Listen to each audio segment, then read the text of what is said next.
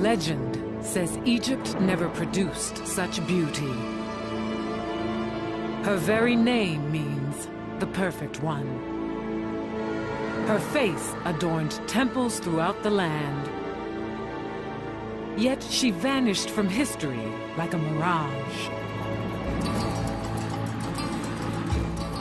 Now, a lone Egyptologist thinks she's made the greatest discovery since King Tut's tomb. In a secret chamber in the Valley of the Kings lie 3 ancient corpses. According to Dr. Joanne Fletcher, one may be none other than Egypt's lost queen, Nefertiti. Still can't believe it's happened. In the hands of an international team of experts, the latest technology will reveal the mummy's secrets and forensically reconstruct what may be the face of Nefertiti.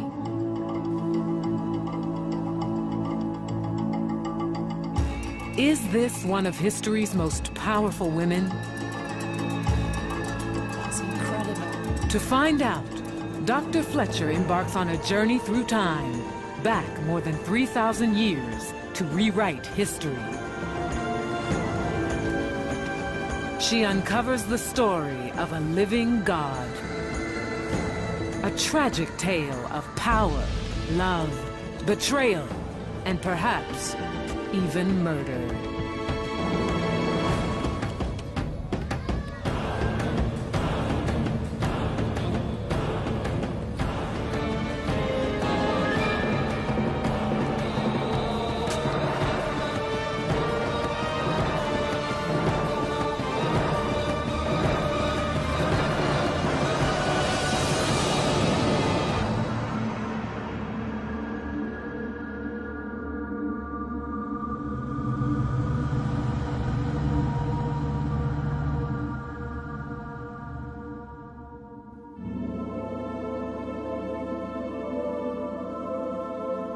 The Egyptian Book of the Dead speaks of a terrible curse. If a mummy is mutilated, the gods cannot recognize it. It cannot enter the afterlife and is trapped between the world of the living and the world of the dead. A mummy like this has lain forgotten in the Valley of the Kings for 3,000 years. Who is it, and why was it cursed?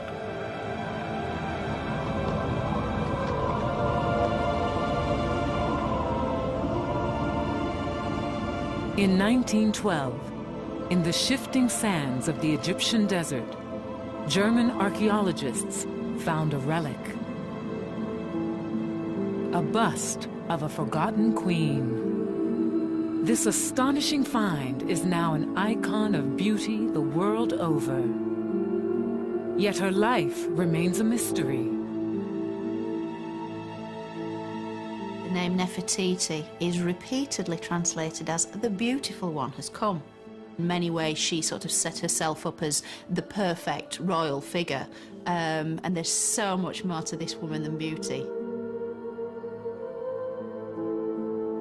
Nefertiti is one of the most extraordinary female characters in the history of ancient Egypt.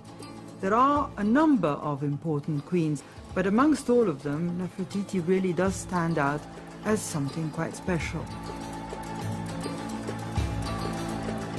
It's said Nefertiti's power was unsurpassed.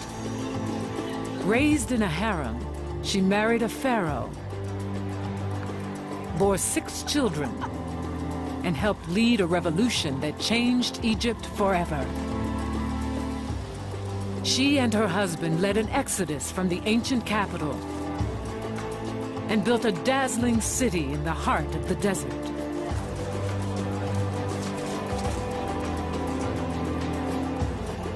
For some, she was a religious zealot, a conspirator, a traitor.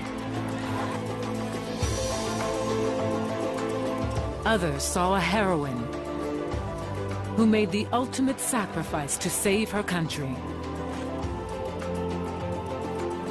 A queen of mystery and a queen of magic, queen of love, queen of jealousy, queen of revenge.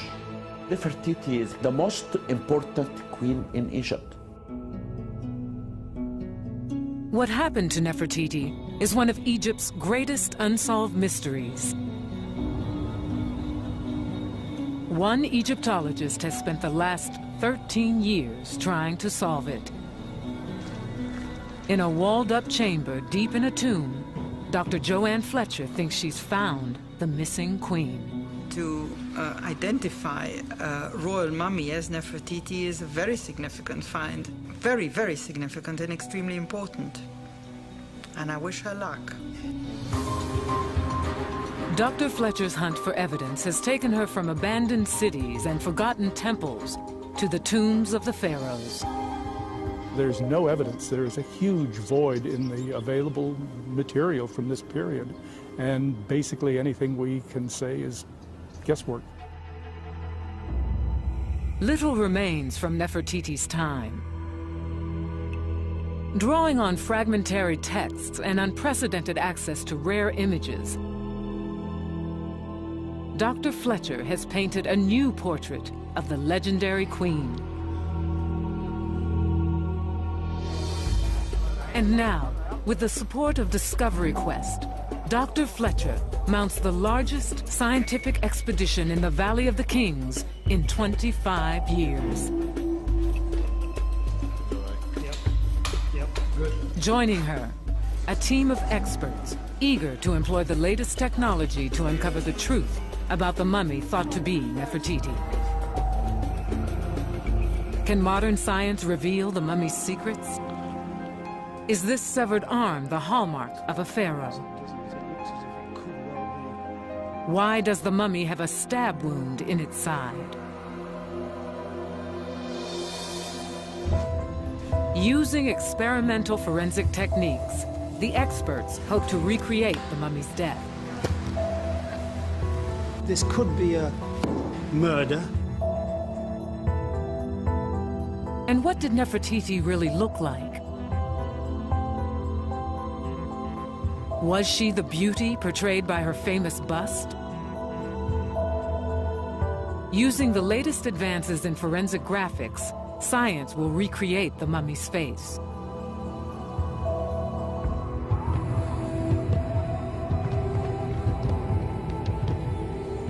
But where does the mummy's story start?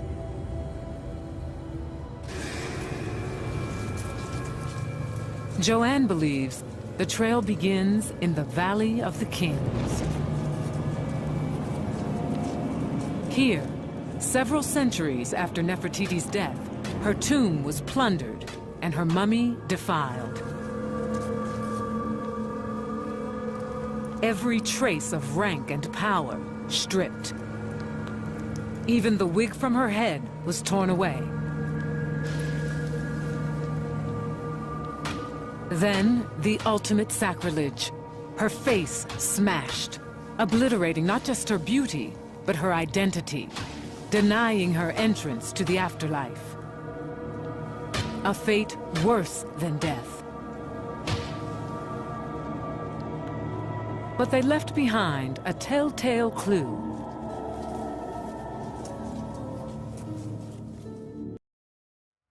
A clue overlooked by everyone, except Dr. Joanne Fletcher.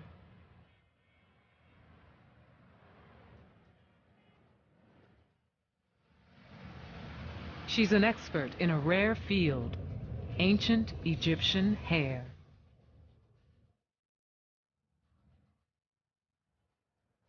"13 years ago, buried among the treasures of the Cairo Museum, Joanne noticed an ancient wig.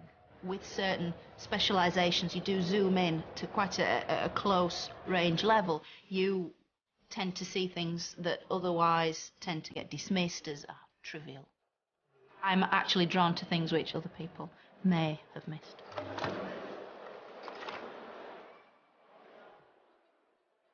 A wig is like a fingerprint, leading to the time it was made and who it was made for.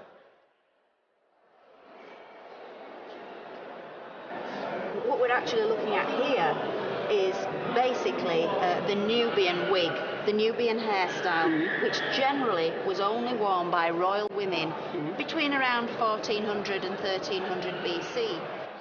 Pictorial evidence shows Nefertiti wearing a wig exactly like this one. Could the wig in the museum be hers?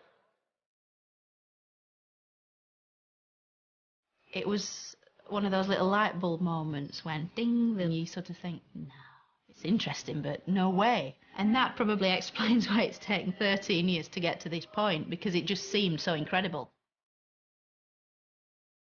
In hopes of finding Nefertiti, Joanne has traced down the story behind the wig.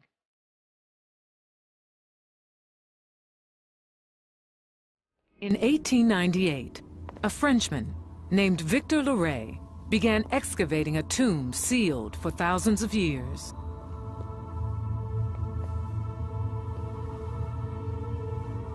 Deep underground, he stumbled on a hidden chamber.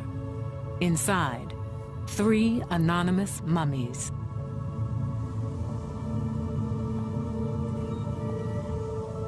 One seemed mutilated. Beside it, Leray found a wig.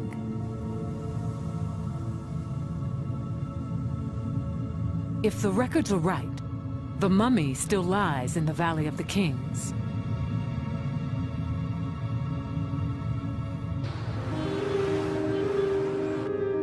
A century after Victor Leray, Joanne heads for the tomb.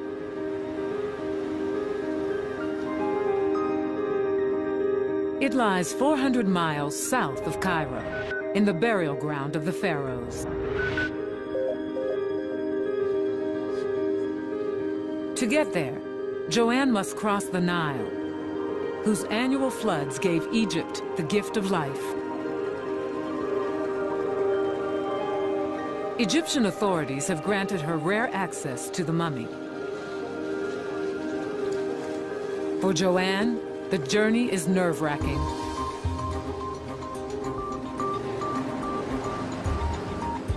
Oh, I've never felt like this in my life. It's almost fear, anticipation, excitement, tremendous excitement. She passes the Colossi of Memnon, a landmark Nefertiti herself often passed. So close, just over those hills, to the Valley of the Kings itself. It's the stuff of action-adventure stories, really. It's the moment Joanne's been waiting 13 years for. She's about to set eyes on the mummy she believes is Queen Nefertiti.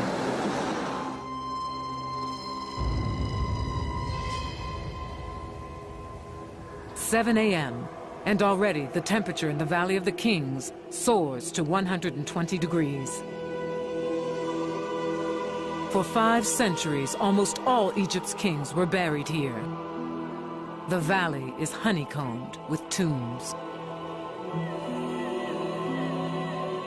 Could Joanne be about to make one of the greatest discoveries since the tomb of King Tut?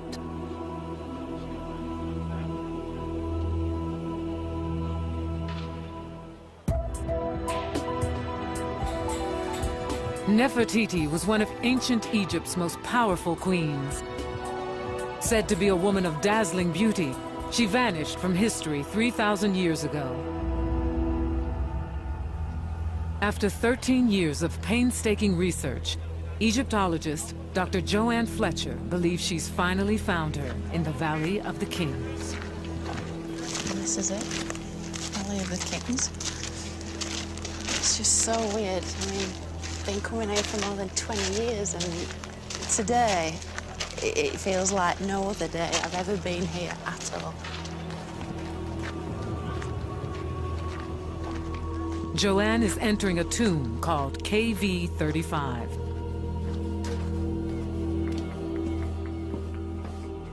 One of the deepest and most spectacular tombs in the valley, KV35 contains 4 side chambers. One of these contains the lost mummy. The tomb was used by priests to house mummies whose own tombs had been looted. A deep drainage pit on the way in doubled as a deadly trap for tomb robbers.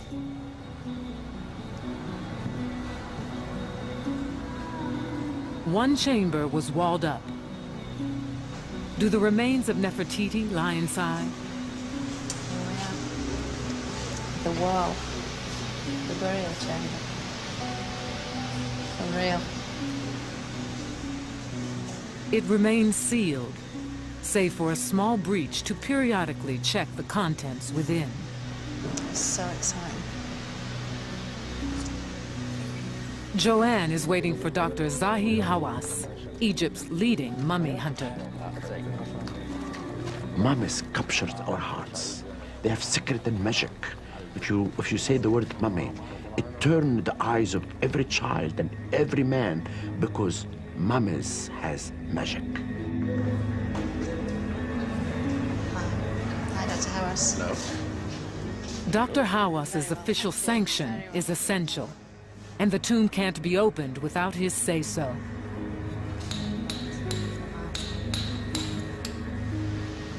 Still can't believe this happened.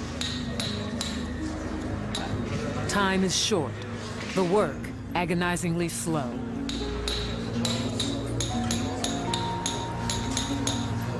The temperature passes 100 degrees Fahrenheit. The humidity, 90%. An hour later, and the hole becomes a window. 3 mummies lie within.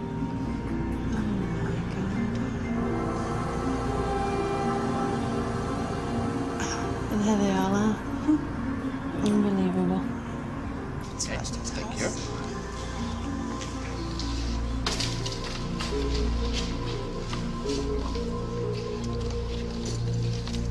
Can you see them? Yes, all of them. Aren't they beautiful? They are. Okay, do you want to come in? Oh, yes, please. Okay. Thanks. You are not scared? Oh, no, I love mummies. Yes, are you sure? Especially these 3. But the face is very impressive. The face is so Isn't regal, it? isn't it? Very Yeah. proud face. Though over 3,000 years old, they're in good condition. It was absolutely amazing. The 3 bodies were there. The way they laid out, they're almost sitting up. And they were looking right at me, literally just at the other side of the doorway. That was a moment I will never, ever forget. All 3 mummies are unwrapped. This is a major problem in identifying them. Their names would have been written on their bandages. It's a brilliant mummification job. The embalmers did an excellent job on this lady. Really superb. One is an old woman, another a young man. The third, Joanne believes, could be Nefertiti.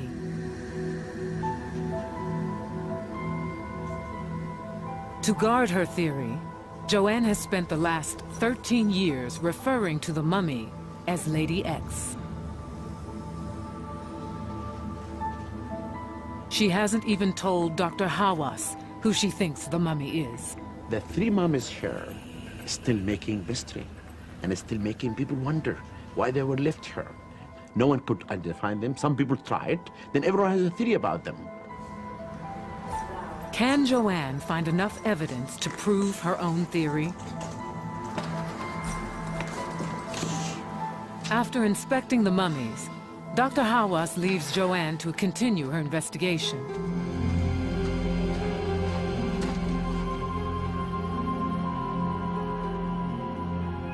Joanne has just 2 hours to identify Lady X as Nefertiti. She's a real enigma. Now I'm here, literally face to face with this woman. It is so reminiscent of a very famous piece of sculpture. I mean, purely from a visual point of view, it is a striking similarity. The long neck is a clue.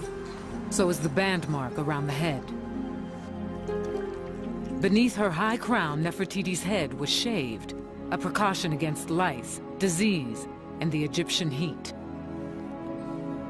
It's possible that something rather tight-fitting would have been worn, and because there is no natural hair, because it's been removed, it would have made the wearing of a tight-fitting tall crown, for instance. But certainly this individual had something quite tight worn on the head when she was prepared for her burial, the funeral regalia of royalty.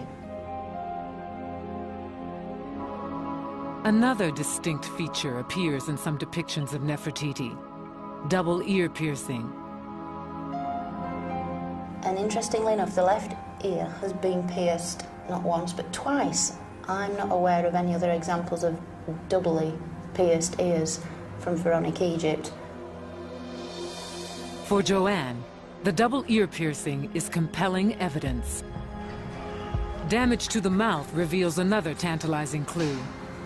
And then in the middle of all this, all these wonderful clues, you have perhaps the most telling thing of all, you have this terrible malicious damage. But after death, someone hated this woman so much, it appears, that they wanted to literally smash her face in with some kind of blunt instrument. It's just quite amazing. It really is quite extraordinary. I'm, well, almost lost for words. After Nefertiti's death, almost all depictions of her were mutilated. The damage to the face fits the pattern. This is somebody inflicting real hatred on this face. It would be very much in keeping if this woman had attained great power in her life and had, I don't know, annoyed certain individuals, if you like, a terrible thing to do to what originally would have been a very beautiful face.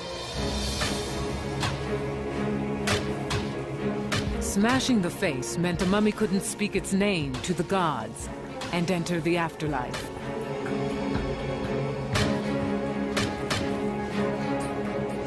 Why would anyone commit such sacrilege? It's very difficult to see this purely as an act of tomb robbery because jewellery was never placed around the mouth area. And so to smash this feature in, this very specific feature, it's as if they're trying to make a very strong point. The other mummies hold the final clues. They could be Nefertiti's in-laws, her husband the pharaoh Akhenaten's brother and mother. His position between these two women is, I find it very touching. It's almost as if they're protecting him. And the arrangement of the bodies perhaps is in some kind of family group. For Joanne, finding Lady X entombed with members of Nefertiti's close family is an intriguing clue.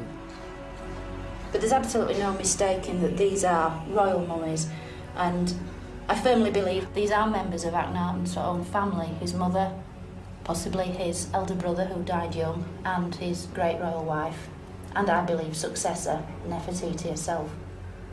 Joanne's time is up. It was totally, totally amazing, and I will never ever feel that feeling again. It was just electric, it was just phenomenal. So I could have died quite happily then, I think.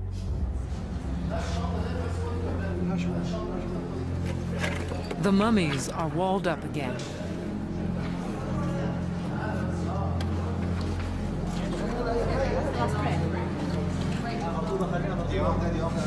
Sad. They've gone. They've gone away again. Joanne feels her long years of research have finally paid off, yet her quest is far from over.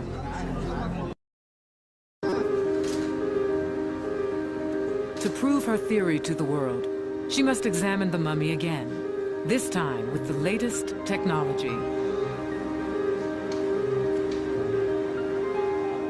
But the last team to be granted permission to perform scientific tests on mummies in the Valley of the Kings did so more than a quarter of a century ago. While she waits for permission, Joanne embarks on an archaeological odyssey in search of the hidden story of Nefertiti's life.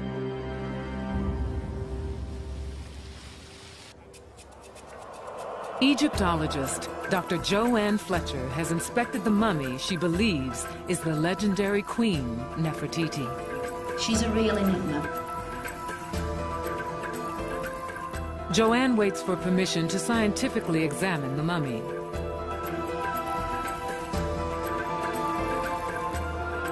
For now, she picks up the archaeological trail in hopes it leads back to the tomb. Her quest begins on the west bank of the Nile, in the ruins of Malkata.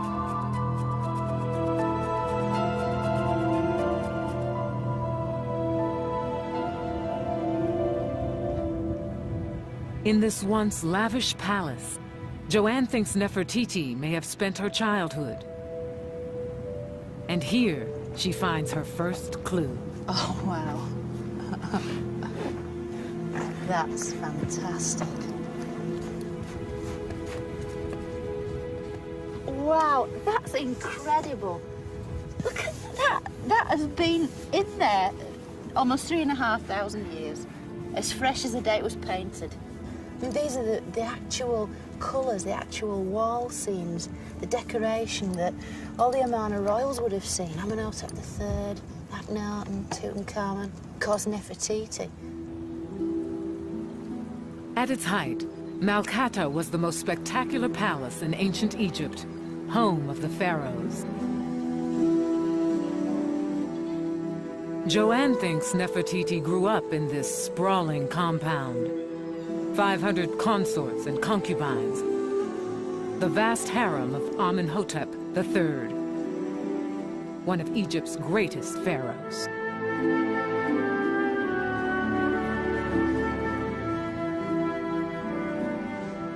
Perhaps his chief wife, the formidable Queen Tai, plucked from this harem a bride for her son. She would have no doubt had a lot of influence in her son's choice of wife. And I don't think she'd have just selected anybody. It's quite possible that Nefertiti was sort of hand-picked and sort of groomed for this role.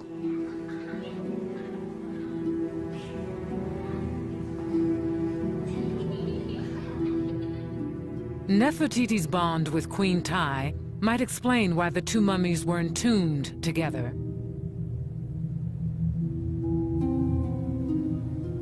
The teenage youth between them, thought to be Queen Tai's eldest son, Thutmoses, plays a crucial role in Nefertiti's childhood.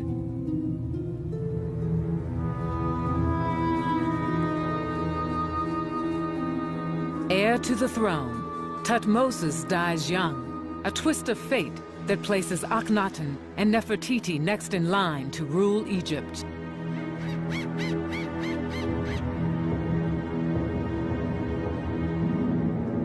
But from the day they're crowned, tension is growing with the high priests, guardians of Egypt's most important god.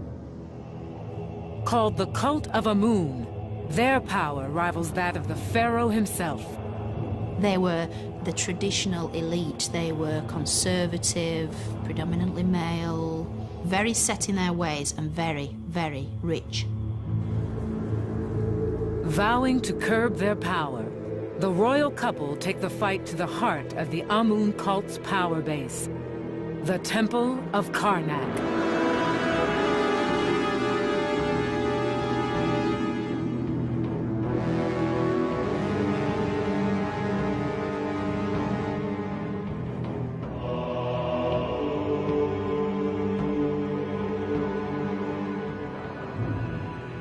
Built in the ancient capital of Thebes, Karnak was probably the most spectacular temple complex the world has known.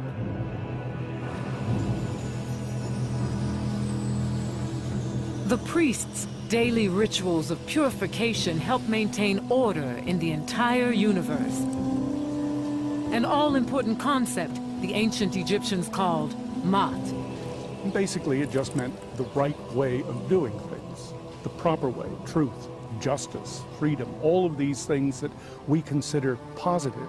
The alternative to it was chaos, was fear, danger, death, torture, the heat of the desert. All of these unpleasant things were its antithesis. The whole point of the exercise really in ancient Egypt was to maintain Mat, to maintain the proper order of things. The very center of this ordered cosmos lies within the temple itself, where, in the midst of a quarter-mile-long corridor, the god Amun was said to dwell, hidden in darkness.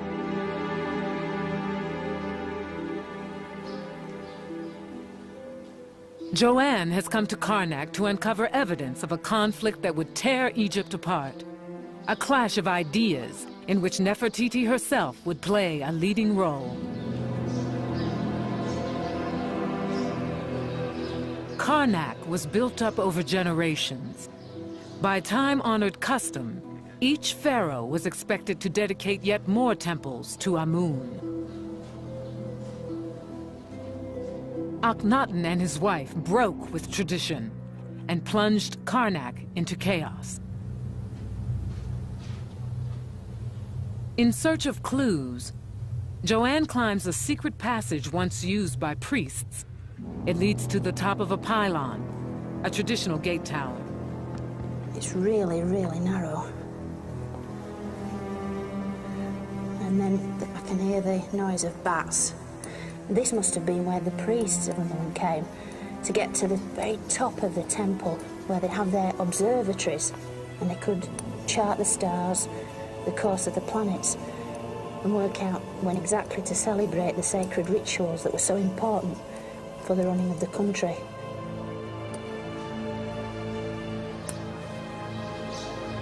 Wow. Amazing. From her vantage, Joanne can see the birthplace of a revolution.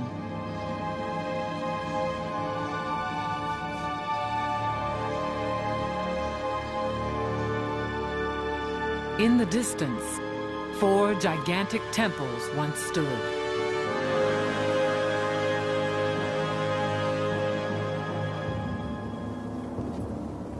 Within, the royal couple worshiped the new supreme being, the sun god, the Aten.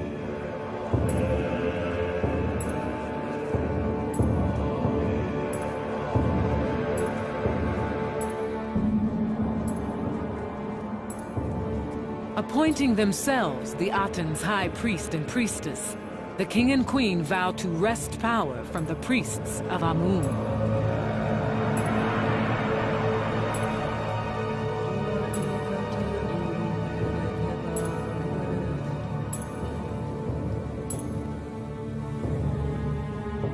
Within a few years, the monuments they built to the Aten have eclipsed the old temples of Karnak.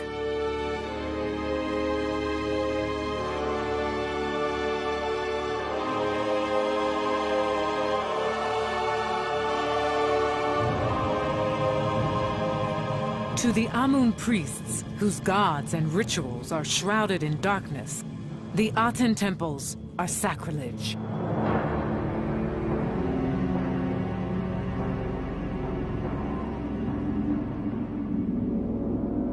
The Aten temples no longer remain, but an earthquake revealed their building blocks, hidden for thousands of years inside this vast pylon.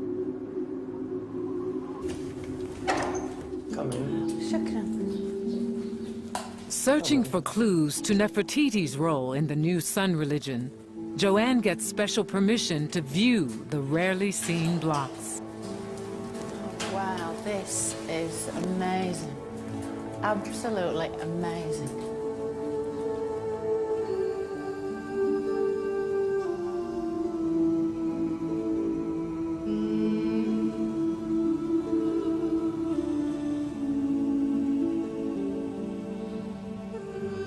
The carvings capture a snapshot of a revolution.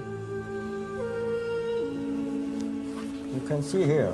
Oh, wow, yeah, As you see that's here. wonderful. It's very fantastic images. This is wonderful. Nefertiti. Huh? And again. Yes, as you see here. More and more. She's everywhere. Oh, these are fantastic. Nefertiti's portrayal is unprecedented. This really just confirmed that she was a woman of tremendous importance to be shown so frequently in this way. The images confirm Nefertiti played a key role in building the sun temples to the Aten. That they really are so much more than just pretty pictures, aren't they? And to deface them and to use them as filling, that really does neutralise any force they had. It takes away all their magical, mystical power.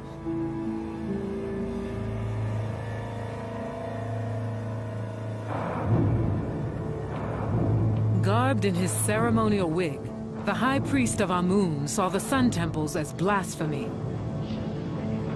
and a threat to his power. Around regnal year 5, Akhenaten's been king for 5 years, and there's a very oblique reference in the text which talks about evil words he heard. There was some kind of plot or conspiracy, perhaps. The priests had had enough. To thwart the conspiracy, the royal couple makes a radical move. They decide to abandon Thebes, capital of Egypt for hundreds of years. Inspired by a vision of his sun god, the Aten, Akhenaten sets off into the desert. He seeks a place to build a new capital, a haven far from his enemies, and a base for launching a revolution. A revolution that led to Nefertiti becoming the most powerful woman in the world.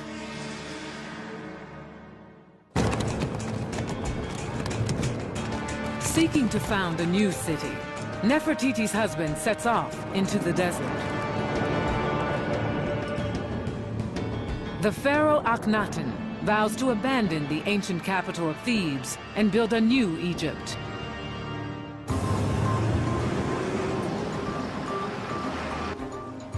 On her quest to recreate Nefertiti's life, Egyptologist Dr. Joanne Fletcher heads for the spot Akhenaten chose.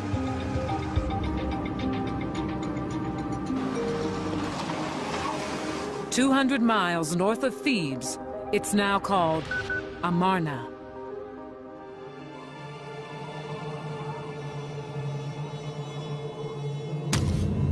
Akhenaten picked one of the most remote and inhospitable regions in all Egypt. He actually announces that he decided to found the city in this spot because the Aten, his father, led him to it.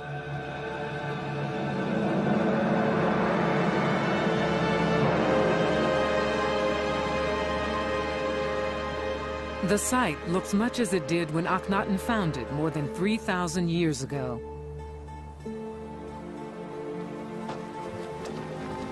Joanne can even see the distinctive cliffs that Akhenaten interpreted as an omen that he had found the right place.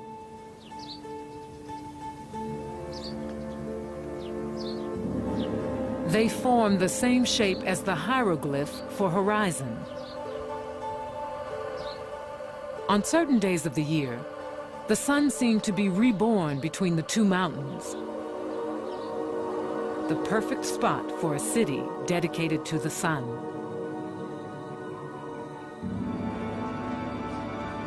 With Nefertiti, Akhenaten began planning a city like no other in Egypt's history. A city designed to venerate the sun, even in the layout of roads and the placement of temples.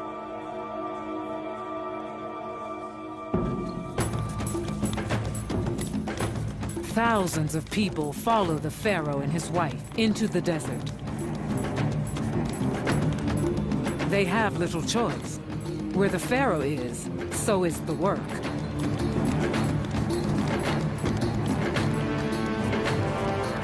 Masons and craftsmen come to build the new city.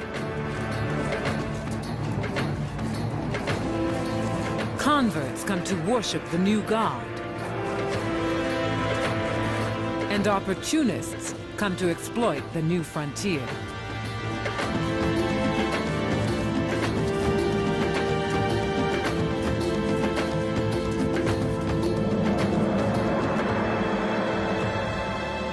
As Amarna nears completion, the king and queen journey from Thebes to their new home.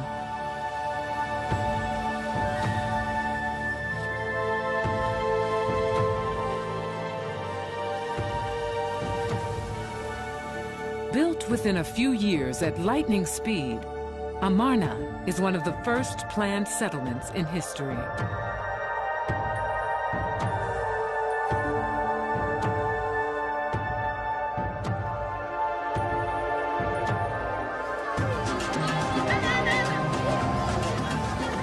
The royal couple arrives to the acclaim of their subjects, soon to number 50,000. As a sign of the new times, they seem to adopt an informality never before displayed by royalty.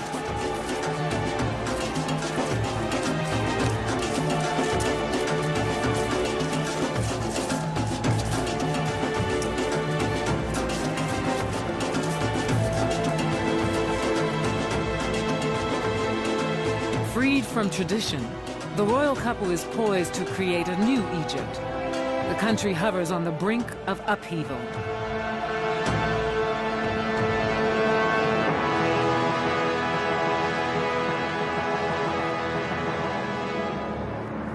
They'd taken away the traditional gods by year 5, and they'd simply replaced the gods with themselves.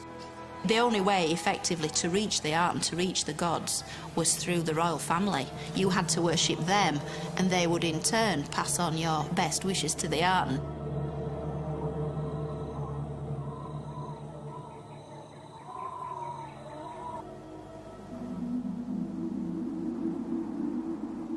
In Amarna's ruins, Joanne looks for clues to Nefertiti's life.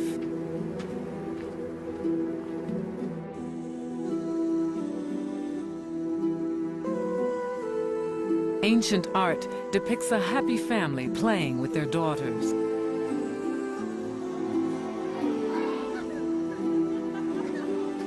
The loving couple, the queen ever at the king's side.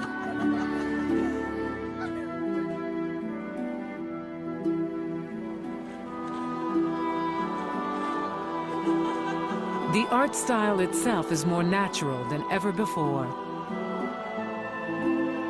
From Amarna comes the most famous image ever made of Nefertiti. But how realistic was this bust? Joanne is seeking the woman behind the image. In a nobleman's tomb beneath the ruined city, she scrutinizes paintings for clues to Nefertiti's life. So, here I am entering the first chamber of this wonderfully well-carved rock-cut tomb. Some wonderful carvings on here. That's amazing. Really, really amazing. Got 2 chariot riders here. One on the left, one on the right. And just checking out the hieroglyphs. In fact, this I can actually read. This is the great royal wife. So the figure on the left must be Nefertiti herself. There she is driving her own chariot, independent woman. Very nice scene.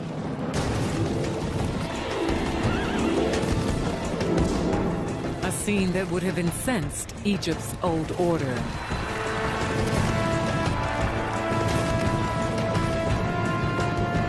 Queen competing with the king. Unthinkable. More proof that Nefertiti wielded power behind the throne.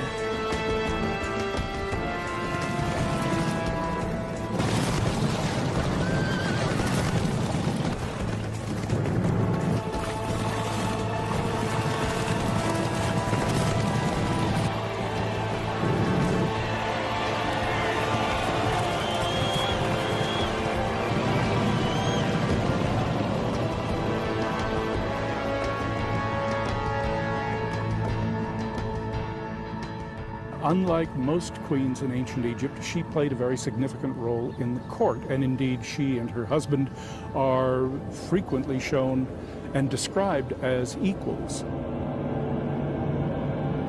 Some depictions of Nefertiti go even further. She assumes the duties of the pharaoh himself.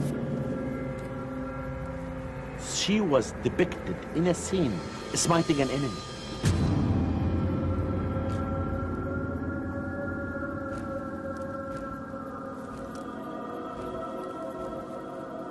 Only kingship can smite enemies. not queenship at all. This is a requirement of a king. Dr. Fletcher believes Nefertiti paid a terrible price for her independence. The clues lie in these pictures. What's this coming right along? Registers of running men. It looks as if they're soldiers almost.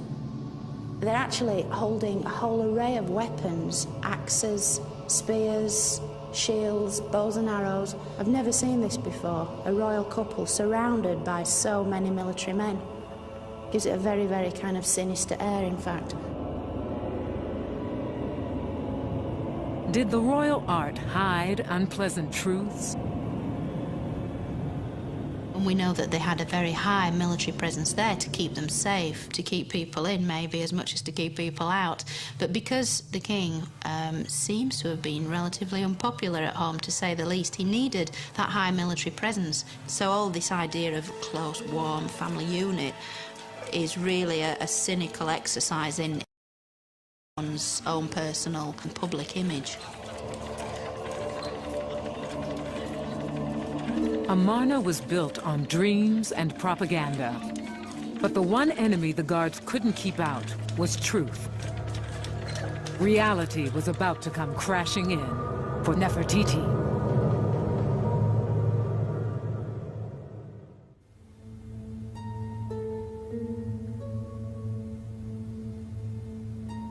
From the sands of Egypt, Dr. Joanne Fletcher resurrects a legend. She believes she's found Nefertiti's mummy, hidden in a sealed chamber in the Valley of the Kings. To restore its identity, Joanne must recreate the lost queen's mysterious life. Amid the ruins of the capital built by Nefertiti and her husband Akhenaten, wall paintings suggest a state of fear. I've never seen this before, a royal couple surrounded by so many military men. What really went on during the couple's supposed idyllic reign?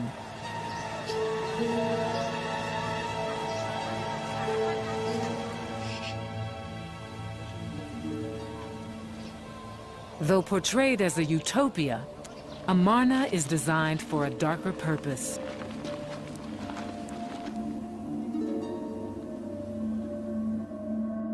Flanked by cliffs on 3 sides and the Nile on the 4th, Amarna is a citadel.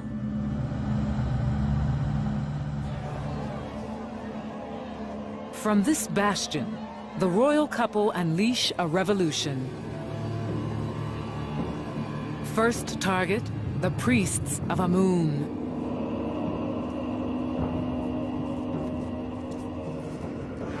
To pay for Amarna and settle old scores, Nefertiti and Akhenaten plundered the temples of Karnak.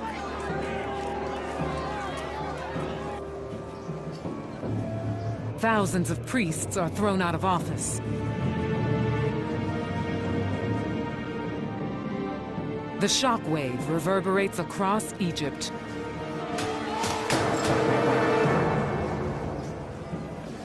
The traditional heart of each community was the temple. These were now closed down. There was mass unemployment, and yet it just wasn't done to openly criticise the king. What began as a utopia turns into a reign of terror. The old gods are brutally swept aside by the new cult of the Aten.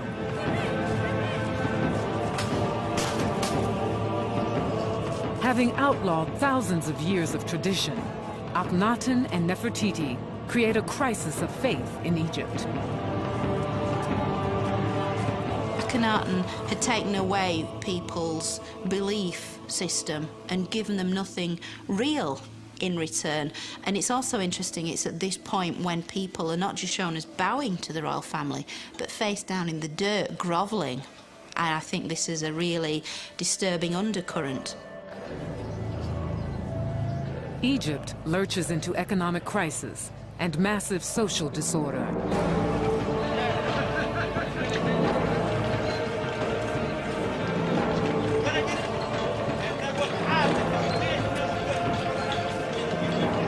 With the army suppressing dissent at home, Egypt's borders go unguarded. tablets found in the sands, addressed to Akhenaten, reveal a country sliding toward catastrophe.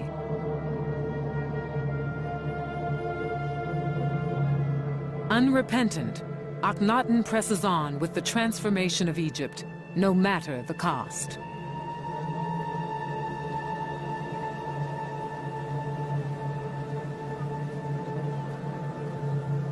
We can only imagine what Nefertiti must have thought, because she was ever the pragmatist. I don't think Akhenaten would even have noticed or cared. He was such a terrible politician. But Nefertiti, for her, alarm bells must have rung. How can we pull this back? How can we retrieve this situation? It's all starting to fragment.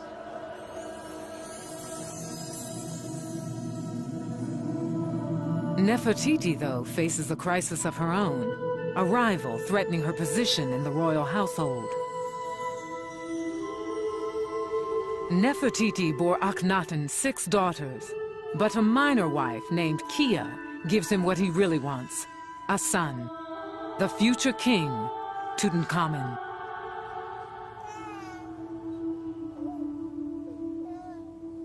Yet Kia's time as the pharaoh's favorite seems short-lived. In year 11 of Akhenaten's reign, she disappears from the records. No one knows why. Some think she fell victim to a jealous Nefertiti. We've got this idea of this wonderful family unit actually far more devious and dark than was previously imagined. Joanne's investigation is beginning to build a profile of what the real Nefertiti was like. I think she knew exactly what she was doing and how she would achieve her ends. I see her as a very distant kind of person, a very cold and aloof person who manipulated everyone around her in the best way she saw fit. Nefertiti's ability to manipulate situations to her own advantage seems to be confirmed a year after Kia's disappearance. Her response to the crisis came soon enough. In year 12 of Akhenaten's reign, while Egypt totters on the brink of collapse, an extraordinary event takes place in Amarna. A huge public celebration called a Durbar, perhaps planned by Nefertiti herself, to reassure the people that all is well.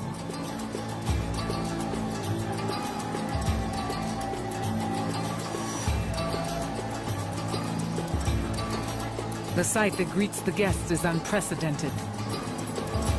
Nefertiti sits at her husband's side, not as a mere queen, but co-regent, his equal. She is now the most powerful woman on Earth.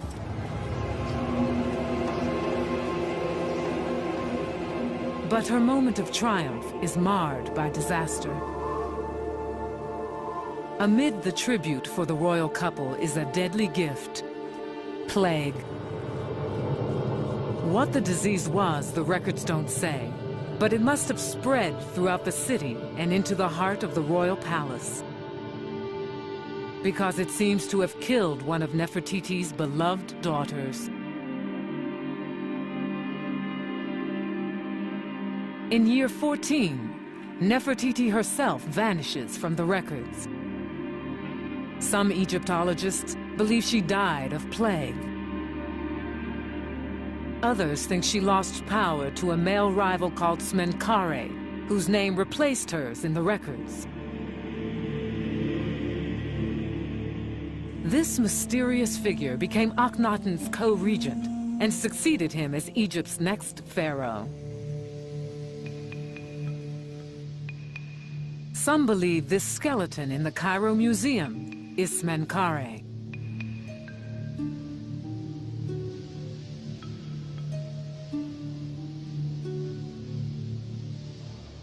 But many Egyptologists now believe Smenkhare was another name for Nefertiti, a theory Joanne hopes to confirm.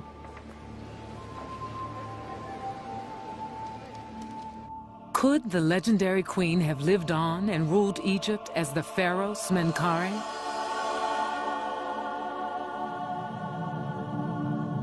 To prove the theory, Joanne must find evidence that the mummy in KV-35 is actually a female pharaoh. After 6 months of waiting, she at last has the chance to prove it. The Egyptian authorities have given her permission to re-enter the tomb.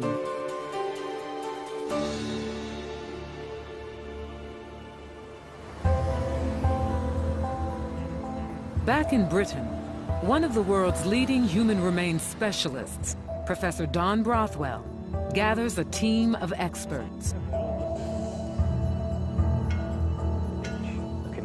One of the first scientists to examine the famous Iceman, Brothwell has also investigated mass graves in Kosovo. His team tests a portable digital X-ray on a mummified body. The most advanced of its kind in the world, it delivers digital images in seconds that will help to identify the mummy in KV35. They will also form the basis of a unique experiment undertaken by a team of leading facial reconstruction experts. They'll use the latest forensic graphics to recreate the face of Lady X. After 3,000 years, will we gaze on the real face of Nefertiti?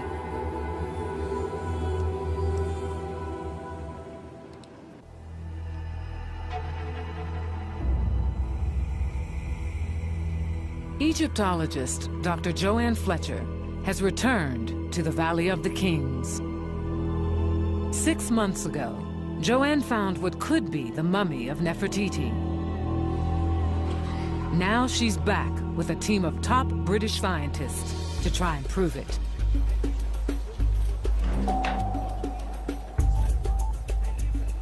Not for a quarter of a century has a scientific expedition of this size been allowed in the world's most famous graveyard.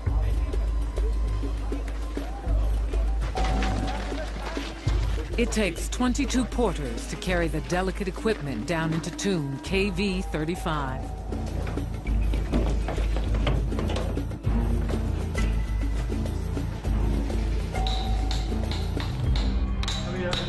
Once again, the wall comes down.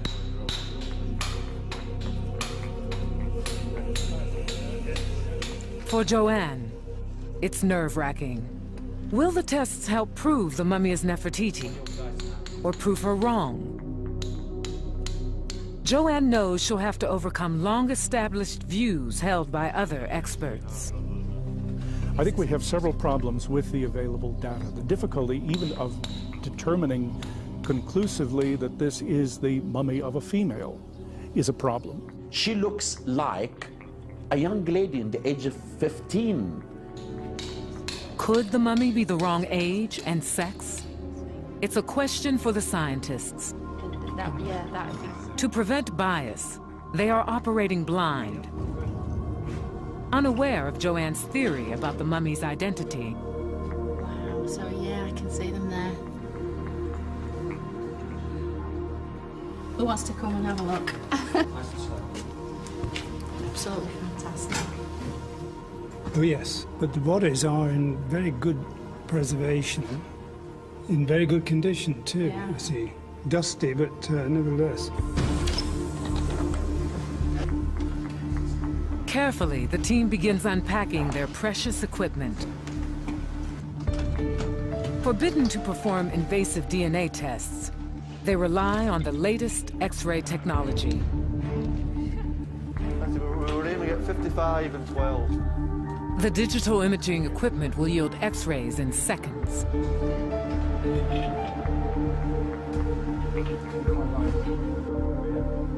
A specially designed rig has been built for the examination.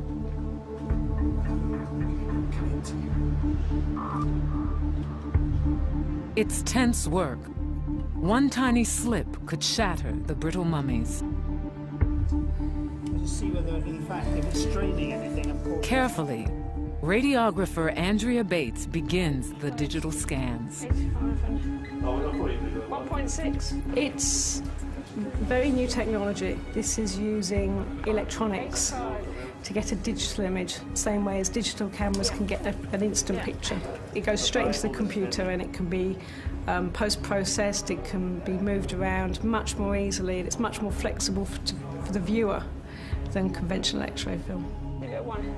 In the heat and humidity, the equipment seems to be holding up. X-rays. Yes, that's perfect. Yeah, fine. The X-rays quickly answer one question: the mummy's gender. It's female. In terms of its skeletal morphology, it's fairly gracile, and I think without any doubt it's female.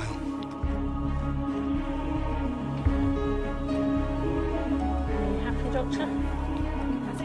Moving on to the chest, the team gets their first tantalizing clues to the mummy's identity.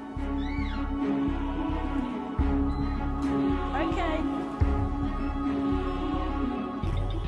That's a good image. What emerges is full of promise. Abdominal area, there's the top of the pelvis, look, and the lumbar vertebrae, the lower part of the ribs. Lots of packing, as you see, and aha, up there.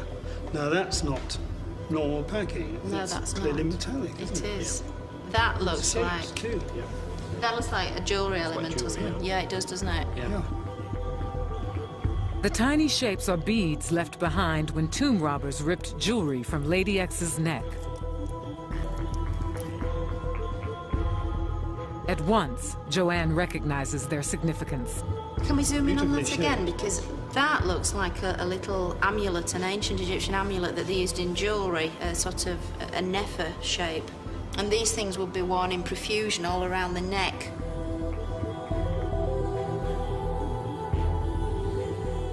Nefertiti shares her name with distinctively shaped beads called Nefer beads, known to have been worn by Amarnan royalty.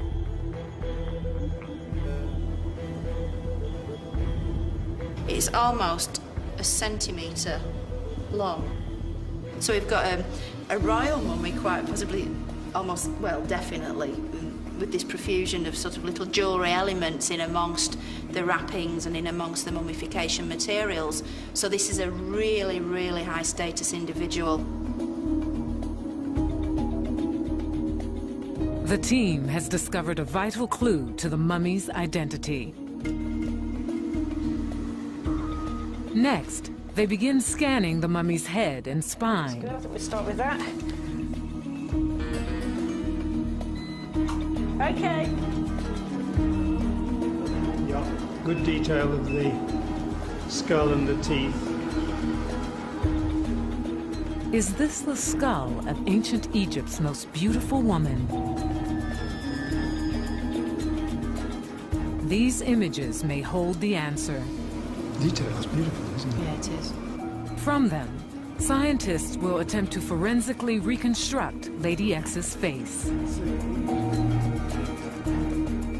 The X-rays also show she still has her brain, a telling clue for mummy chemist Dr. Stephen Buckley.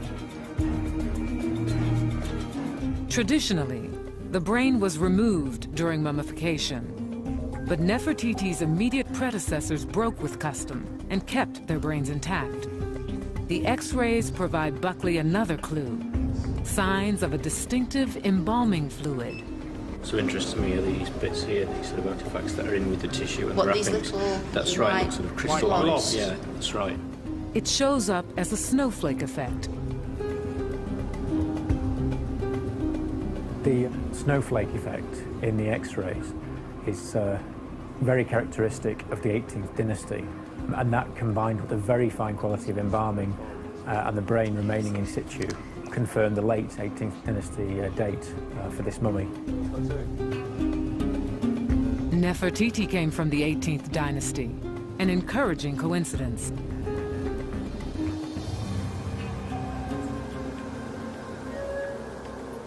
As the day draws on and the tests continue, Don Brothwell hits a stumbling block. His assessment is tentative, but potentially devastating. What can you tell from this? The wisdom teeth, which are immature, not developed and erupted properly. So all in all, it does look as if the individual was young. Youngish, yeah. Late teens to early adult. Did you say early adult? The vertebrae, the spine shows some evidence of this. Age is notoriously difficult to assess using X-rays. But if Brothwell's first guess is correct, it's the end of the road for Joanne. Nefertiti gave birth to 6 children. She can't be a young woman. Even if she married in childhood, as Egyptian royalty often did, she must have reached her mid-20s by her death. With 2 more days to go, could Joanne's theory be disproved and Nefertiti vanish once more?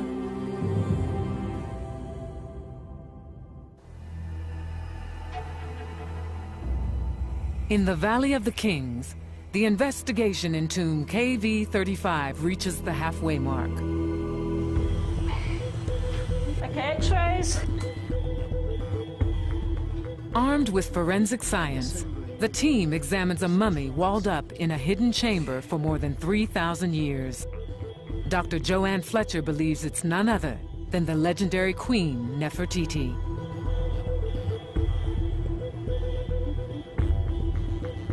But a shadow of doubt is cast by Don Brothwell, the team's human remains expert.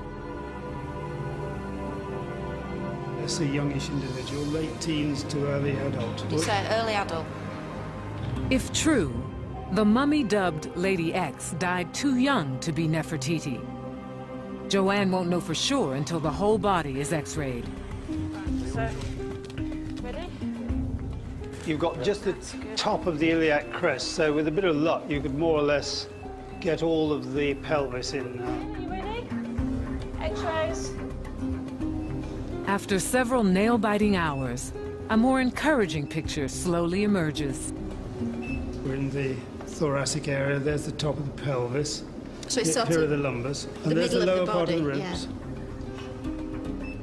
As the X-rays moved down the body and more details emerged, the radiographers decided that no, this is probably somebody considerably older than this. The long bones had fused, the detail around the pelvis area indicated somebody of greater maturity. So we were looking at someone aged at least 25, possibly as old as 30. The aging information is fairly good. I could narrow it a wee bit and suggest that maybe it's not quite up to 30, but I wouldn't want to say extend it to 35. So far, so good. A royal mummy about the right age.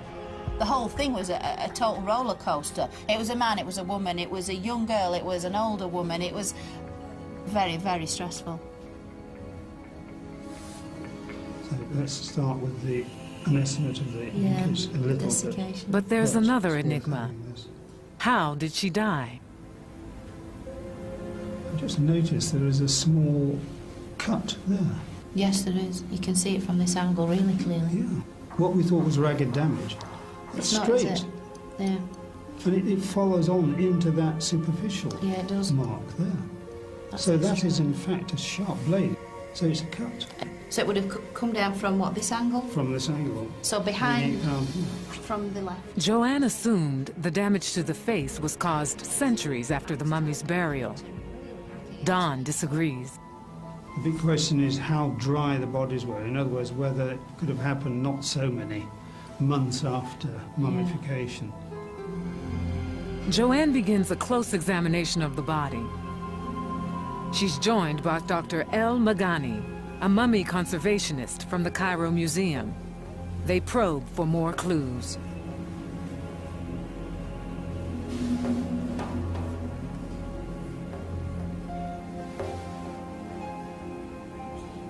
What do you think that is, Dr. Samir? It's cut. It's a cut? Yeah. Maybe a wound? Maybe. Across the rib cage, they notice a 12-centimeter gash. Could be. So if she was putting her arm up maybe or something, and that would give access to the side, wouldn't it? The wounds raise disturbing questions about the mummy's fate. The next revelation suggests Lady X was more than a queen. It lies in the wrappings, torn from the body by tomb robbers. This really is royal. Yes. Beautiful royal linen. Gorgeous, look how fine that is. Only for the kings. Only for the kings, exactly. This is wonderful. What's that? What's under there? The fingers. There are some fingers here. Something under there. This could be the missing arm. Oh, I don't believe it. This is fantastic. Could I? Oh, it's too exciting. Show you. Oh, look at the dust rising up. I don't believe this. This is the arm that's been missing for nearly 100 years. It's an extraordinary find. 100 years ago, the mummy was found with a bent right arm. Sometime later, it was replaced with a straight arm. Oh, fantastic. Mumkin. It was seen in the 1900s and then no one's seen it since. And it's the right arm, just like the original report said. And it's clutching a scepter, definitely a woman's hand. Yeah. And henna again, can you see on the fingernail? Henna. Henna. So that is tremendously exciting. Can I see if it, Mumkin? This is the crowning moment, it really is. If this is this lady's hand. Oh wow, look. Yeah. That is superb. And this one that doesn't seem to fit, if that was returned to its rightful owner. And we can imagine now, this lady, like this, with the scepter. Yeah. Oh, this is fantastic. This is really fantastic. The newfound limb is a crucial piece of evidence. A bent right arm was the symbol of a pharaoh. The discovery supports the theory that Nefertiti outlived her husband and took the throne herself. A pharaoh in her own right. We only find this in the art of kings who are buried with the right arm or both arms like this. Queens have the left, kings have that or that. And that really does speak volumes, because if this right arm does belong to the younger woman, then it is evidence that she wielded incredible powers in her life. Does the bent right arm belong to Lady X? The team undertakes a series of X-rays to find out. X-rays.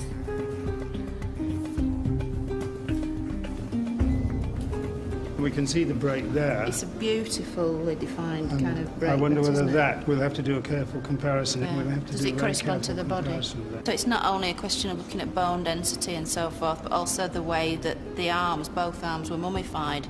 And the question is whether they are similar to the left arm on the body. No one can say until the X-rays are meticulously analyzed. Confirmation must wait until the team returns to Britain. The expedition's time is up. Joanne may never again get this close to the mummy. I've established in my own mind certainly that this is a royal woman of the late 18th dynasty, potentially a female pharaoh. She's quite incredible, and I certainly think she could well be the great Queen Nefertiti. Science has solved some of the mysteries surrounding Lady X, but others persist. Were the terrible wounds to her face and body accidental or premeditated?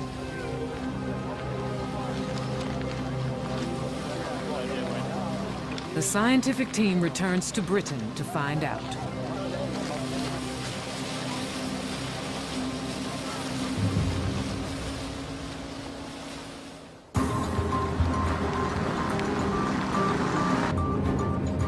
Joanne heads back to Amarna to solve another riddle. Whether Nefertiti succeeded Akhenaten as the pharaoh Smenkhare.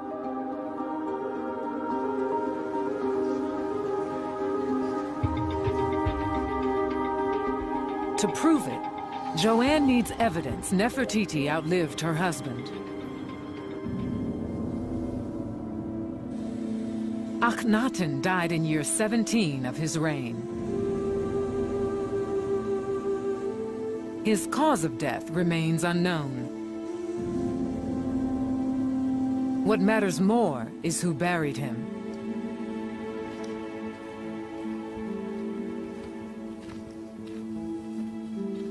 His tomb lies 4 miles from Amarna, facing the rising sun.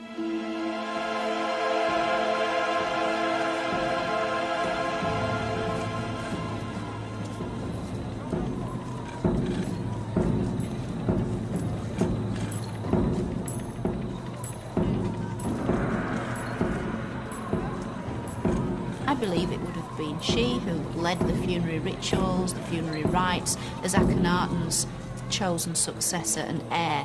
Certainly, as his co-regent, she would have fulfilled the criteria. She would have been the proper choice. As her husband's heir, only Nefertiti could have conducted the sacred opening of the mouth ritual that gave him immortality.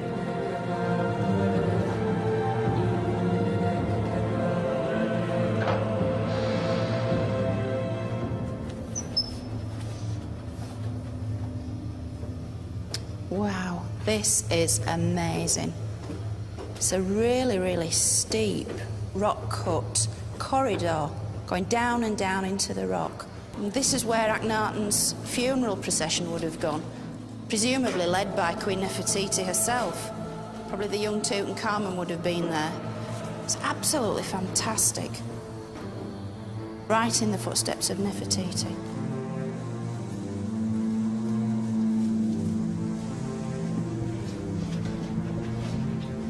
According to history, Nefertiti should already have been buried in this section of the tomb.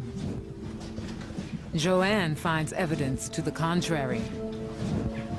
This is supposed to be the tomb of Queen Nefertiti, but this is completely unfinished. It's in a very, very rough state. The ceilings, the walls, the pillars are all very rough. I just don't buy it for a minute. I don't think she was buried here at all. But Akhenaten was. Ah, wow. So this is Akhenaten's burial chamber. His tomb was definitely finished. And this slab in front of me would have been where his sarcophagus was, with his mummified body inside it. It's almost certain she would have stood absolutely where I'm standing now, conducting the funeral rites of a dead husband. More proof Nefertiti was alive when Akhenaten was buried appears on his sarcophagus in the Cairo Museum. She's standing at each corner of the sarcophagus with her arms out in a protective pose. She's obviously been selected to replace the traditional goddesses. She's there in a protective capacity. Only she can protect the soul of the king in the afterlife. The queen became a goddess, pharaoh in her own right. But her husband's death signaled the end of the revolution. The empire teetered on the verge of collapse.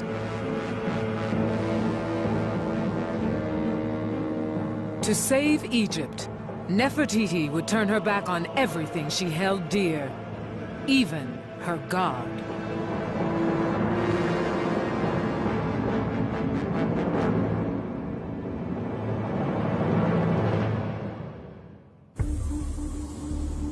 Egyptologist Dr. Joanne Fletcher has led a team to x-ray the mummy she believes is Nefertiti. Now, the data will be used to recreate the mummy's face. A specialist unit based at Nottingham University, England, has been selected for the task. They're pioneers in computerized facial reconstruction, more used to working on unidentified murder victims than 3,000-year-old mummies. When we do any sort of forensic work, we always work as blind as we can. We work with the data we are given and nothing more, which may affect our judgment on that particular case. The first hurdle, turning X-rays into a three-dimensional computer model of the mummy's skull. It's time-consuming work, and requires mapping thousands of points. Once complete, markers are placed on the 3D skull to indicate skin depth. The head is now ready for the complicated task of adding muscle and flesh. In Egypt, Dr. Joanne Fletcher tracks down a final mystery. She's convinced Nefertiti wasn't buried in Amarna. But how did she end up 200 miles away, in the Valley of the Kings?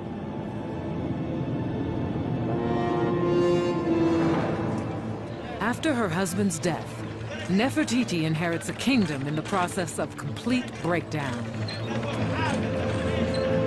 Joanne believes Nefertiti quickly takes charge. First, she takes steps to protect herself and her dynasty. To secure her rule and that of her heirs, Joanne thinks Nefertiti marries her daughter, Ankhesenamun, to her stepson, the future King Tut.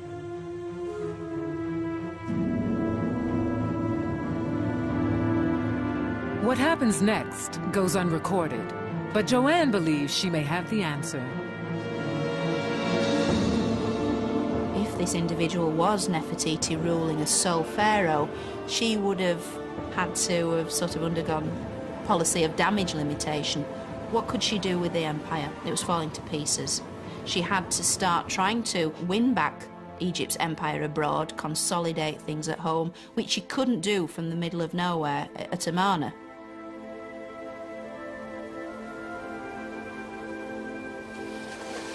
Joanne thinks Nefertiti left Amarna and traveled to Thebes with her husband's body.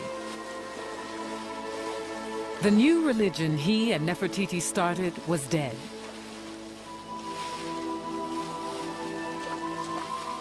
He would be reburied according to the old ways.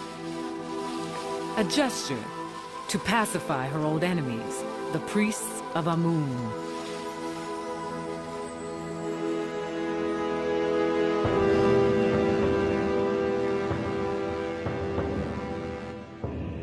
Joanne believes Nefertiti reopened the Temple of Karnak and reinstated the Amun priests. A diplomatic coup that turned former enemies into unlikely allies. The old god Amun held sway over Egypt once more. She would have gone back to Thebes, tried to, presumably, reach some kind of understanding with the traditional clergy, maybe reopen the temples. The temples were the key to all this. She can reopen the temples, she can take back the hearts and minds of the people. And if this meant coming to some sort of understanding with her former enemies, then this is what she would do. Clues to Nefertiti's determination still survive at Karnak. Statues depict Tutankhamun and his wife Ankhesenamun as traditional gods.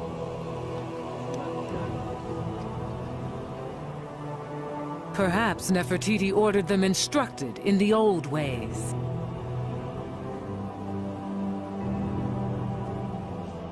For her dynasty to survive, order had to be restored, whatever the cost.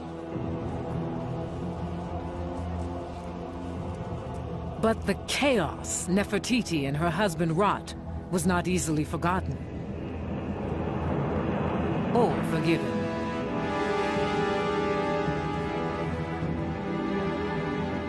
Joanne thinks Nefertiti reigned in Thebes until her death a year or so later.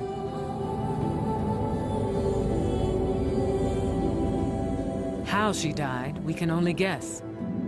Was it foul play? Could the Amun priests have murdered her?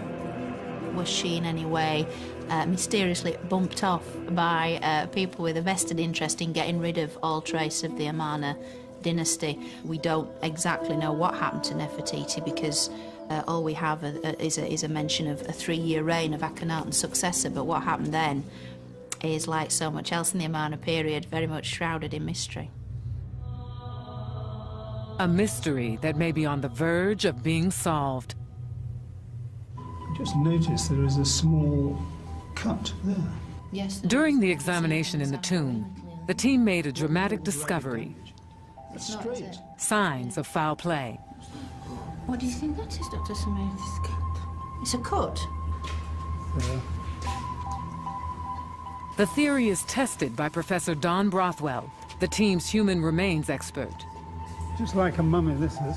Substituting pig carcasses for human bodies, he tries to simulate the damage to Lady X. He begins by duplicating the wounds on a fresh pig, whose flesh is similar to a human's. Well, that's not penetrated as deep as the axe, by any means. Brothwell repeats the test on a vacuum-dried pig. To the back. Almost all moisture has been removed from the body, a process that imitates mummification. Certainly did. Brothwell replicates the wounds, carefully noting the differences. There are some impressive differences. What is absolutely certain is that the cut into her chest is only seen in the fresh pig, whereas in the case of the dried pig, in fact, we couldn't get a knife to penetrate through at all. So that argues very strongly that the body was fairly fresh.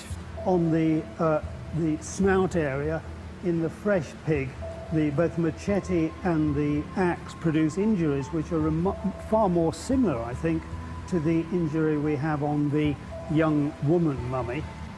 This could be a murder. My guess is that these were received about the time of death or after death. In fact, she would not have survived. When the facial wound was delivered remains uncertain. But the wound to the ribs was almost certainly dealt before death. Certainly, Nefertiti and Akhenaten made plenty of enemies in their life. Certainly they whipped up enough hatred amongst the traditionalists of Egypt to have warranted a sticky end, shall we say. As to whether it's evidence for murder, I really wouldn't like to say, because again, it is such speculation. I think all we can say is it's very interesting. Whether Nefertiti was murdered, we may never know. But if Lady X is Nefertiti, someone went to a lot of trouble to erase her identity. Joanne believes they even ripped off the bent arm, symbol of her power as pharaoh. But is she right? Chemist Dr. Stephen Buckley has pieced together the puzzle. After analyzing the straight right arm placed beside Lady X's body, he concludes it's not hers. But it clearly doesn't fit. It's too long, about 2 centimeters too long. Also, the use of the embalming materials is quite different compared to the left arm of Lady X that is still attached to the body. So clearly this cannot belong. Does the bent right arm found by Joanne belong to Lady X? The proportions of the bones is about the right sort of robustness, if you like. And also the coloration on the forearm is similar to that on the left forearm of Lady X that is still attached. Joanne believes the work of the scientists has helped identify a female pharaoh. For her, it can only be one woman. The completely shaven head, the double pierced ears, the fact that we know from the bone measurements that the right arm was originally in this position. The age could be someone as old as 30. All these things add up to a rather compelling, in my mind, idea that this individual is indeed Nefertiti. Some experts remain skeptical. They think final identification will require future developments in DNA testing. DNA is not accurate for the mummies. Scientists who do DNA today, they still say that we need more years to do more to improve DNA method. And that's why I will wait. A few years down the line, I think we'll be in a much better position to say whether this is or is not Nefertiti. We're not at that point yet. I think this identification of the third mummy to be Queen Nefertiti, it's speculation. But Joanne remains convinced she's made the discovery of a lifetime. and with her team, assembled the best case now possible. All we're putting together is a body of evidence that is very, very strong. Nothing more, nothing less. And we stand by that because we say this could well be Nefertiti herself. Her quest to identify the lost mummy nears an end. The final clue has yet to be examined. One that could convince skeptics Lady X is Nefertiti. Her reconstructed face. Will the mummy look like the famous bust of Nefertiti?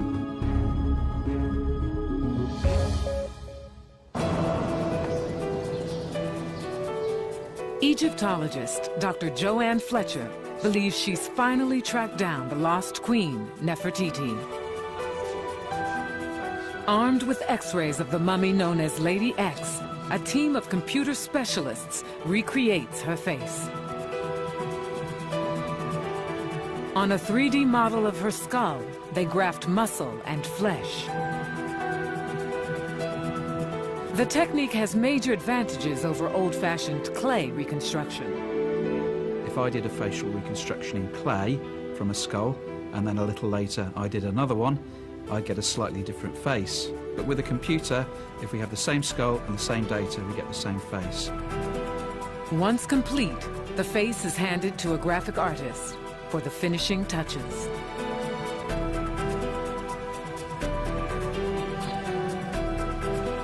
Could the mummy's face really be that of Nefertiti?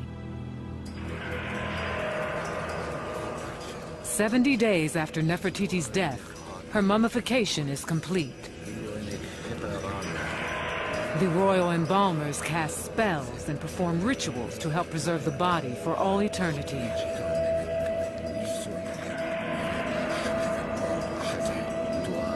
She's now ready to meet her God. She led an extraordinary life. Child bride, queen, living goddess and pharaoh, heretic. A revolutionary who tried to transform Egypt and failed, plunging her country into a maelstrom that may have led to her death.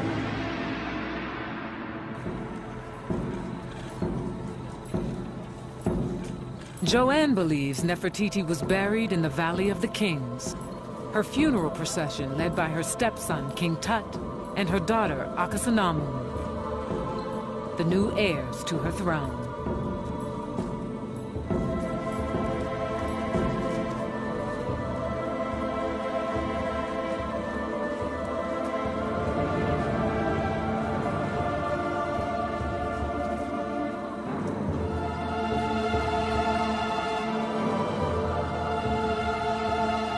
Little did the children suspect their mother's mortal remains would be violated. The unforgiving priests of Amun, the men Nefertiti and her husband tried to destroy, exacted a terrible retribution.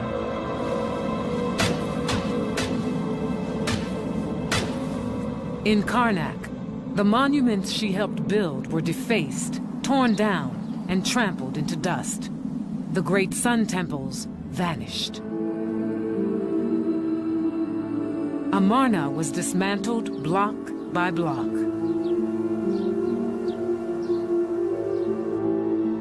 Joanne believes she's traced Nefertiti's story back to Thebes and the burial ground of the pharaohs, to tomb KV-35, where a desecrated body was abandoned and walled up with her relatives, never meant to be found.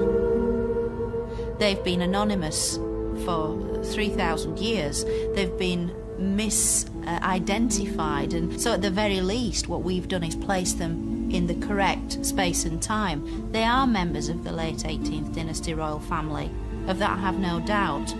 And if this is indeed Nefertiti, then it would be wonderful to think that we've given back a name which was taken away from her with such malice so very long ago. For Joanne, the investigation in Egypt is over.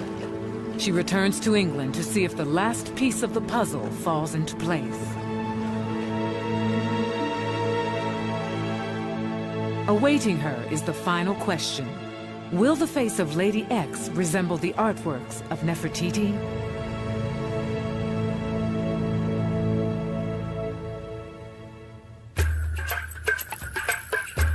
The reconstructed face is almost complete. A computer graphic artist adds features believed to be close to those of the ancient Egyptians. What will the finished face look like?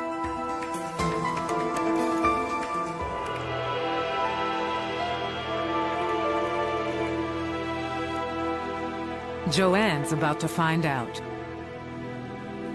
Hello? The team gathers for the unveiling. Hello, Joanne. Hiya. Hello, how are you? Hiya. Hello. It's the moment of revelation. Brilliant, thank you.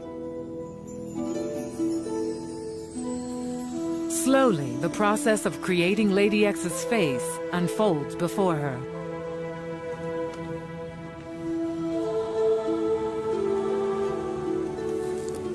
That's incredible. That's absolutely incredible. Oh, it's amazing. She looks such a kind of charismatic figure, very strong, very capable, but perfect. Such a beautiful face. Next, Nefertiti's characteristic crown and earrings are added. Will life imitate art?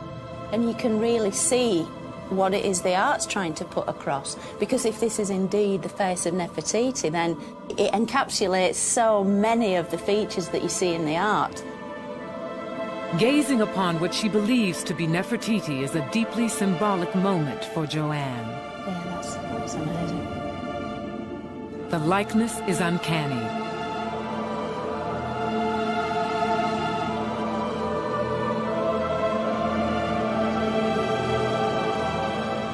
After her 13-year quest, Joanne believes she's restored the mummy's identity and given Nefertiti back her name.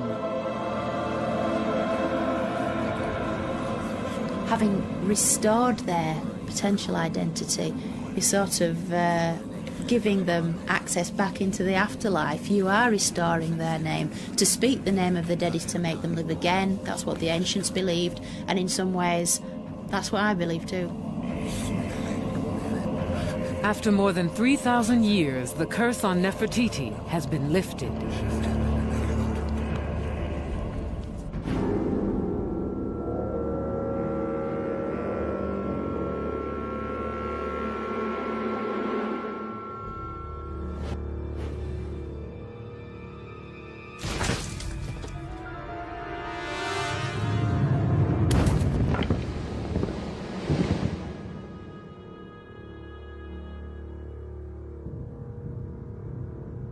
The Egyptian Book of the Dead describes the trials of a lost soul.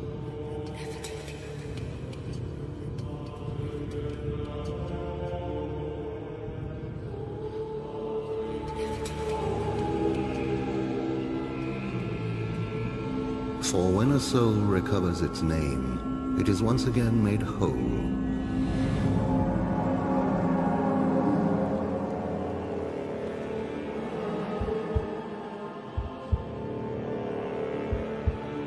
It can speak to the gods and be restored to its rightful place in the afterlife.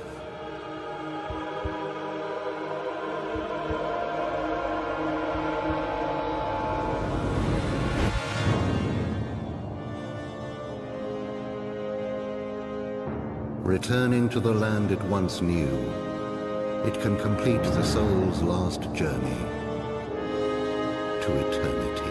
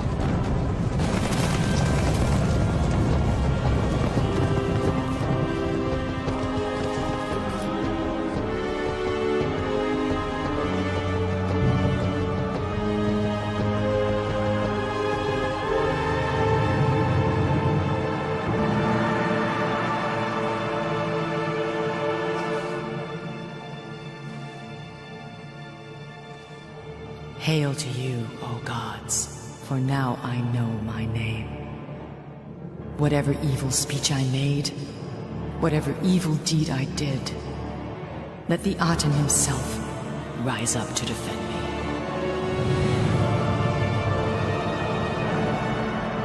For now at last I, Nefertiti, shall enter eternity.